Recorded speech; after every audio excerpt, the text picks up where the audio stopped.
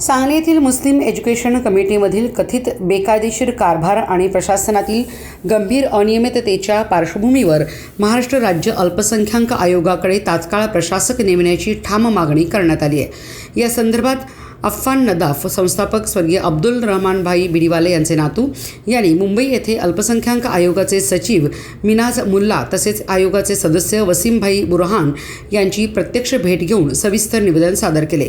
निवेदनात नमूद केल्यानुसार मुस्लिम एज्युकेशन कमिटीमध्ये सुरू असलेला कारभार हा नियमबाह्य असून संस्थेच्या मूळ उद्दिष्टांना हरताळ फासणारा आहे। निवडणूक प्रक्रियेतील अनियमितता, प्रशासनातील गैरव्यवहार आणि विद्यार्थ्यांच्या शैक्षणिक भवितव्याशी खेळ करणाऱ्या बाबींचा गंभीर उल्लेख करण्यात आला आहे। अफ़ान नदाफ यांनी सांगितले की सदर संस्थेतील परिस्थिती नियंत्रणाबाहेर जात असून तात्काळ प्रशासक नेमून चौकशी करणे अत्यावश्यक आहे, अन्यथा सांगली जिल्ह्यात मोठ्या प्रमाणावर जनआंदोलन उभे करण्यात येईल।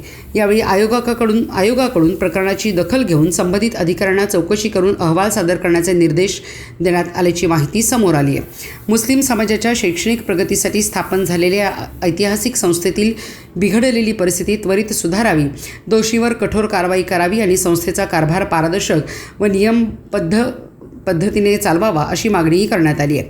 न्याय मिळाला नाही तर रस्त्यावर उतरू असा इशारा देत ही मागणी लवकरात लवकर पूर्ण करण्याचा अल्टिमेटम देण्यात आला आहे।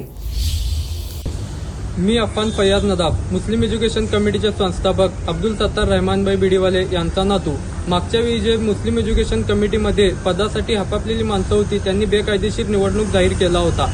आमच्यासारख्या नागरिकांनी वक्फ मंडळात तक्रार करून ते इलेक्शन बेकायदेशीर रद्द केलेलं आहे आणि त्याला स्थगिती मिळालेली आहे। त्यानंतर सुद्धा पदासाठी घडामोड चालू आहे। यात काही माणसं मोठी घडामोड करत आहेत। ते थांबवण्यासाठी मी मुस्लिम एज्युकेशन कमिटीवर प्रशासक नेमावा यासाठी मुंबई महाराष्ट्र राज्य अल्पसंख्याक आयोगांकडे एक लेखी तक्रार दिलेली आहे। त्यांनी मला विश्वास दिलेला आहे की जेवढं लवकर होईल तेवढं त्यावर त्यांनी प्रयत्न करणार। जर काही नाही झालं तरी मी एक मोठं जन आंदोलन छेडू याचा इशारा करतो आणि थांबतो। जय हिंद, जय महाराष्ट्र।